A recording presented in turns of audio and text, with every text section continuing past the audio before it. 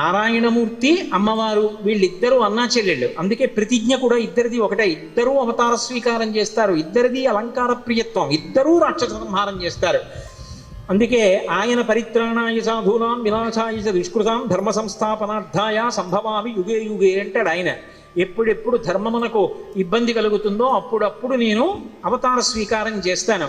నన్ను ఒక ఆకారంతో చూడకుండా ఉండలేని పరితపించినటువంటి మహాభాగవతోత్తములైనటువంటి వాళ్ళ కోరిక తీర్చడానికి ఒక రూపాన్ని పొంది వస్తానంటాడు. అమ్మవారు యదా యదా హి సాధూనాం దుఃఖం భవతి దానవా తదా తేషాంచ రక్షార్థం దేహం సంధారయామ్యహం అంటుంది దేవి భాగవతంలో. ఎప్పుడెప్పుడు పరమ సాధు పురుషులైనటువంటి వాళ్ళు నన్ను దర్శనం చెయ్యాలనుకుంటారో అప్పుడప్పుడు వాళ్ళ కోరిక తీర్చడానికి ఒక రూపంతో వస్తానంటూ ఉంటుంది.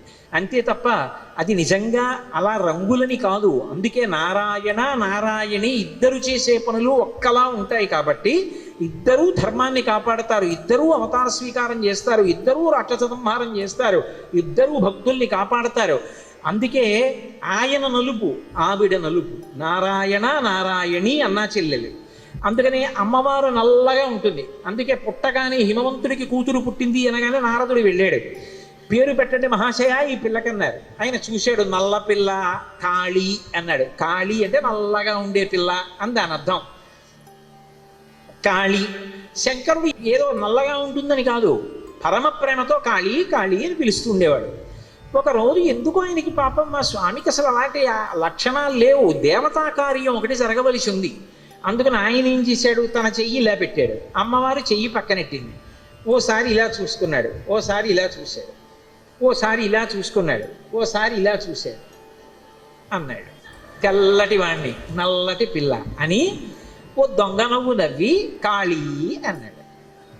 ఆవిడంది, ఎంత మాట అన్నారు స్వామి అంటే, మీకు తగిన దానను కాననేగా మీ ఉద్దేశ్యం, మీ తెలుపుకు తగిన తెలుపు నాది కాదు, మీరు తెల్లటి వారు నేను నల్లటి దాన్ని అని కాదు మీ ఉద్దేశ్యం. కళాభ్యాం చూడాలంకృత శశికళాభ్యాం నిజతప ఫలాభ్యాం భక్తేషు ప్రకటిత ఫలాభ్యాం భవతు మే శివాభ్యాం అస్తోక త్రిభువన శివాభ్యాం హృది పునర్భవాభ్యాం ఆనంద స్ఫురదనుభవాభ్యాం నతిరియం అని కదా శంకరులు. నిజ తపఫలాభ్యాం, ఒకరి తపస్సుకు ఒకరు ఫలమైన వారు. నీకు తగిన దానను ఒక చిన్న విషయంలోనైనా నేను కానన్న మాట నేను భరించలేదు. నువ్వు నన్ను నల్లగా ఉన్నానని కాళీ అన్నావు, నాకు ఆ మాట బాధేసింది. రోజు పిలిచినట్టు పిలవలా, ఇలా చూసుకున్నావు అలా చూసావు, ఇలా చూసుకున్నావు ఇలా చూసావు, కాళీ అన్నావు, దొంగ నవ్వు నవ్వావు అంటే నేను నల్ల పిల్లలని నీ ఉద్దేశం. నేను కూడా తపస్సు చేసి మీతో సమానమైన వర్ణాన్ని పొందుతాను, నన్ను అనుమతించండి. ఆయన తెల్లబోయి అన్నాడు, ఏమిటి ఏదో సరదాగా నేను రోజు అన్నట్టుగా కాకుండా కాళీ అన్నాను, అనే ముందు ఒకసారి ఇలా చూసుకుని అలా చూశాను, అందుకే తపస్సు చేసి ఏకంగా ఈ రంగు వదిలి కొత్త రంగు పొందుతావా, అలా అనుకోకు కాళీ కూర్చోవు అన్నాడు. అబ్బెబ్బే ఇదేం కుదరదు, మీకు తగిన దానను నేను ఒక్క చిన్న విషయంలోనైనా కానన్న భావన నేను భరించలేను, కాబట్టి నేను వెళ్ళి తపస్సు చేసి వస్తాను, నన్ను అనుమతించండి. శుభం భూయాత్ వెళ్ళిరా అన్నాడు. ఆవిడ బయలుదేరింది.